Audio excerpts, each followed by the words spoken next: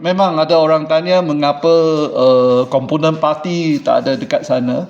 Saya katakan memang kita perbincangan kita dengan separate meeting lah, kita sudah adakan dengan Bersatu dan juga dengan PAS lah.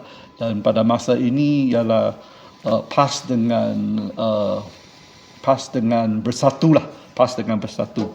Dan kita akan umumkan tidak lama lagi apakah siapa akan menjadi pengerusi Perikatan Nasional, atau dengan struktur yang baru.